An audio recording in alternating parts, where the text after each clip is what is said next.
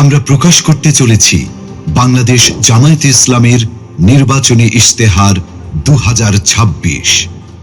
আমরা চাই এমন একটি বাংলাদেশ যেখানে মানুষ নিরাপদে বাঁচবে, মর্যাদার সাথে বাঁচবে এবং ন্যায় ও ইনসাফের সাথে এগিয়ে যাবে। এই অঙ্গীকার নিয়ে আমাদের নির্বাচনী ইশতেহারের নামকরণ করা হয়েছে নিরাপদ ও মানবিক বাংলাদেশের ইশতেহার। আমাদের ইশতেহারটি 10টি মূল বিষয়কে কেন্দ্র করে তৈরি করা হয়েছে। প্রতিটি বিষয়ই এক একটি স্তম্ভের মতো, যা আমাদের নীতির ভিত্তি এবং দৃষ্টিভঙ্গি নির্দেশ করে। আমরা যথাক্রমে রাষ্ট্রের সকল নাগরিকের সাথে সমস্বরে 5টি মৌলিক বিষয়ে হাঁ বলতে চাই, আর তা যথাক্রমে সততা, ঐক্য, ইনসাফ, দক্ষতা ও কর্মসংস্থান। যেভাবে কিছু বিষয়ে আমাদের অবস্থান স্পষ্টভাবে হাঁ এর পক্ষে, ঠিক তেমনি 5টি বিষয়ে আমাদের অবস্থান দ্ব্যর্থহীনভাবে না। আমরা শক্তভাবে না বলতে চাই দুর্নীতি, ফ্যাসিবাদ, আধিপত্যবাদ, বেকারত্ব ও চাঁদাবাজিকে। এই 10টি বিষয়ে আমাদের অবস্থান নির্ধারণ করে দেয় আমাদের দৃষ্টিভঙ্গি। আর এই দৃষ্টিভঙ্গিকে বাস্তবে রূপ দিতে বাংলাদেশ জামায়াতে ইসলামী আগামী 5 বছরের সরকার পরিচালনায় 26টি বিষয়কে অগ্রাধিকার দেবে। 1. জাতীয় স্বার্থে আপোষহীন বাংলাদেশ। এই স্লোগানের আলোকে স্বাধীনতা, সার্বভৌমত্ব ও জাতীয় স্বার্থে আপোষহীন রাষ্ট্র গঠন, ন্যাশনাল ইন্টারেস্ট। 2. বৈষম্যহীন, ন্যায় ও ইনসাফ ভিত্তিক একটি মানবিক বাংলাদেশ গঠন, সোশিয়াল জাস্টিস। 3. যুবকদের ক্ষমতায়ন এবং রাষ্ট্র পরিচালনায় তাদেরকে প্রাধান্য দেয়া, ইউথ ফার্স্ট। 4. নারীদের জন্য নিরাপদ, মর্যাদাপূর্ণ ও অংশগ্রহণমূলক রাষ্ট্র গঠন। 5. আইন শৃঙ্খলা পরিস্থিতির সার্বিক উন্নয়নের মাধ্যমে মাদক, চাঁদাবাজ ও সন্ত্রাসমুক্ত একটি নিরাপদ রাষ্ট্র বিনির্মাণ। 6. সকল পর্যায়ে সৎ নেতৃত্ব প্রতিষ্ঠা ও প্রাতিষ্ঠানিক সংস্কারের মাধ্যমে দুর্নীতিমুক্ত রাষ্ট্র গঠন। 7. প্রযুক্তি নির্ভর আধুনিক ও স্মার্ট সমাজ গঠন। 8. প্রযুক্তি, ম্যানুফ্যাকচারিং, কৃষি ও শিল্প সহ নানা সেক্টরে ব্যাপক ভিত্তিক কর্মসংস্থান সৃষ্টি, সরকারি চাকুরিতে বিনামূল্যে আবেদন, মেধার ভিত্তিতে নিয়োগ ও সকল ধরনের বৈষম্য দূরীকরণ। 9.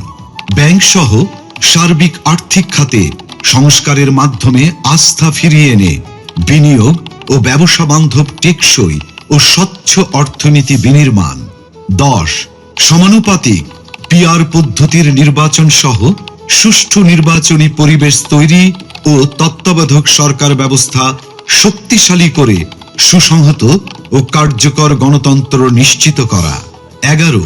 বিগত সময়ে রাষ্ট্রীয় পৃষ্ঠপোষকতায় হওয়া খুন, গুম ও বিচার বহির্ভূত হত্যাকাণ্ডের বিচার ও মৌলিক মানবাধিকার নিশ্চিত করা। 12. জুলাই বিপ্লবের ইতিহাস সংরক্ষণ, শহীদ পরিবার, আহত ও পঙ্গুত্ব বরণকারী জুলাই যোদ্ধাদের পুনর্বাসন এবং জুলাই সনদ বাস্তবায়ন করা হবে। 13. কৃষিতে প্রযুক্তির ব্যবহার ও কৃষকদের সহযোগিতা বাড়ানোর মাধ্যমে কৃষিতে বিপ্লব সৃষ্টি করা। 14. 2030 সালের মধ্যে সম্পূর্ণ ভেজাল মুক্ত খাদ্য নিরাপত্তা এবং 3-0 ভিশন, পরিবেশগত অবক্ষয়ের শূন্যতা, বর্জ্যের শূন্যতা এবং বন্যা ঝুঁকির শূন্যতা বাস্তবায়নের মাধ্যমে সবুজ ও পরিচ্ছন্ন বাংলাদেশ গড়া। 15. ক্ষুদ্র ও মাঝারি শিল্পের বিকাশের পাশাপাশি ভারী শিল্প প্রতিষ্ঠা, দেশি বিদেশি বিনিয়োগ বান্ধব পরিবেশ নিশ্চিতের মাধ্যমে ব্যাপক ভিত্তিতে শিল্পায়ন ও কর্মসংস্থান তৈরি। 16. শ্রমিকদের মজুরি ও জীবনযাত্রার মান বৃদ্ধি এবং মানসম্মত কাজের পরিবেশ, বিশেষ করে নারীদের নিরাপদ কাজের পরিবেশ সৃষ্টি করা। 17. প্রবাসীদের ভোটাধিকার সহ সকল অধিকার নিশ্চিতকরণ এবং দেশ গঠনে আনুপাতিক ও বাস্তবসম্মত অংশগ্রহণ নিশ্চিত করা। 18. সংখ্যাগুরু সংখ্যালঘু, মেজরিটি মাইনরিটি নয়, বরং বাংলাদেশের নাগরিক হিসেবে সকলের নাগরিক অধিকার প্রতিষ্ঠা এবং পিছিয়ে থাকা নাগরিক ও শ্রেণীগোষ্ঠীর জন্য বিশেষ সুবিধা নিশ্চিত করা। 19 আধুনিক ও সার্বজনীন স্বাস্থ্যসেবা প্রদান এবং গরিব ও অসহায় জনগোষ্ঠীর জন্য পর্যায়ক্রমে বিনামূল্যে উন্নত চিকিৎসা নিশ্চিত করা। 20 সমসাময়িক বিশ্বের চাহিদাকে সামনে রেখে শিক্ষা ব্যবস্থার মৌলিক সংস্কার এবং পর্যায়ক্রমে বিনামূল্যে শিক্ষা নিশ্চিত করা। 21 দ্রব্যমূল্য ক্রয় ক্ষমতার মধ্যে রেখে স্থিতিশীলতা নিশ্চিত করা এবং অন্যান্য মৌলিক চাহিদার পূর্ণ সংস্থানের নিশ্চয়তা।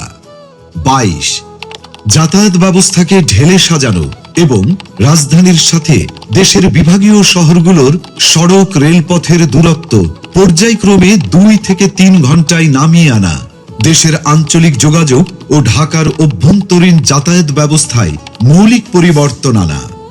23 নিম্ন ও মধ্যবিত্ত পরিবারের জন্য স্বল্প মূল্যে আবাসন নিশ্চিত করা। 24 ফ্যাসিবাদী ব্যবস্থার পূর্ণ বিলাপে চলমান বিচার ও সংস্কার কার্যক্রমকে অব্যাহত রেখে বাংলাদেশে ফ্যাসিবাদ ব্যবস্থার পুনর্জন্ম রোধ করা। 25 সার্বজনীন সামাজিক নিরাপত্তা ব্যবস্থা চালু করার মাধ্যমে নিরাপদ কর্মজীবন ও পর্যায়ক্রমে সকল নাগরিকদের আন্তর্জাতিক মানের সামাজিক নিরাপত্তা নিশ্চিত করা। 26 সকল পর্যায়ে স্বচ্ছতা ও জবাবদিহিতার মাধ্যমে সুশাসন নিশ্চিত করে একটি সুখী ও সমৃদ্ধ কল্যাণ রাষ্ট্র প্রতিষ্ঠা। বিষয়ভিত্তিক স্পষ্ট দিক নির্দেশনা দিতে আমরা আমাদের নির্বাচনী ইশতেহারকে 8টি প্রধান ভাগে বিভক্ত করেছি। প্রতিটি ভাগ তৈরি করা হয়েছে দেশের বাস্তবতা, জনগণের চাহিদা এবং আগামীর সম্ভাবনাকে সামনে রেখে।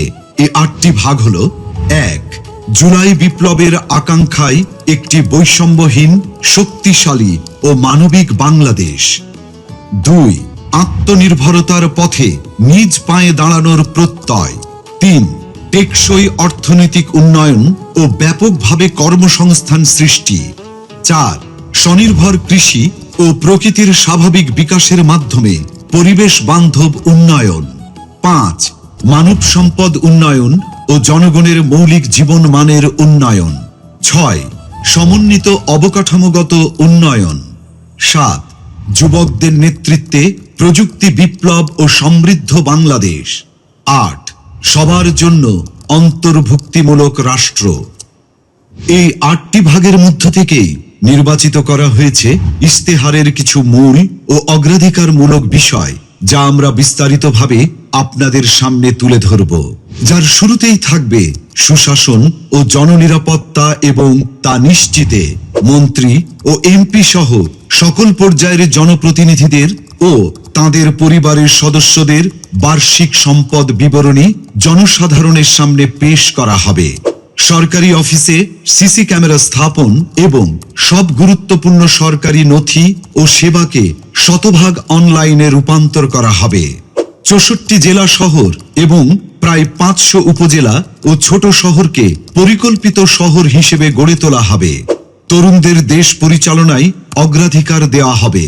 নারীদের মধ্য থেকে মন্ত্রিসভায় উল্লেখ সংখ্যক প্রতিনিধি অন্তর্ভুক্ত করা হবে। ডিজিটাল পাহারাদার অ্যাপের মাধ্যমে যে কোনো অপরাধের, যেমন চাঁদাবাজি, ঘুষ, নারী নির্যাতন বিরুদ্ধে তাৎক্ষণিক ডিজিটাল রিপোর্ট করা যাবে, যেখানে রিপোর্টকারীর পরিচয় গোপন রাখা হবে। সরকারের আয় ব্যয়ের সব হিসাব জনগণের সামনে উন্মুক্ত করতে আমাদের ইশতেহারে আমরা প্রস্তাব করছি আমার টাকা আমার হিসাব নামের একটি অসাধারণ ডিজিটাল প্ল্যাটফর্ম। আসুন দেখে আসি অ্যাপটি কিভাবে কাজ করবে। আপনি কি কখনো ভেবেছেন সরকার কিভাবে আয় করে? প্রতি বছর বাজেট কিভাবে তৈরি হয়, আর সেই বাজেট অনুযায়ী টাকা কোথায় কোথায় খরচ হয়? সরকারের আয় আসে আপনার দেয়া কর, বিদেশি অনুদান, ঋণ, আমাদের প্রবাসী হিরোদের পাঠানো রেমিটেন্স এবং সেবামূলক আয় থেকে। আর এই টাকা দেশের বিভিন্ন খাত ও প্রকল্পে ব্যয় করা হয়, যার সঠিক হিসাবটা জানা রাষ্ট্রের নাগরিক হিসাবে আপনার একটি অধিকার। বর্তমানে এই হিসাব জানার প্রক্রিয়া অনেক জটিল ও কঠিন, কিন্তু কেন বারবার আপনাকে এই বিষয়ে অন্ধকারে রাখা হয়? কারণ এই জটিলতাই দুর্নীতিবাজদের জন্য একটি নিরাপদ আশ্রয় তৈরি করে, আর অপরাধীরা থেকে যায় লোকচক্ষুর অন্তরালে। এবার সেই সমস্যার সমাধান হবে আমার টাকা আমার হিসাব নামের একটি অসাধারণ ডিজিটাল উদ্যোগের মাধ্যমে।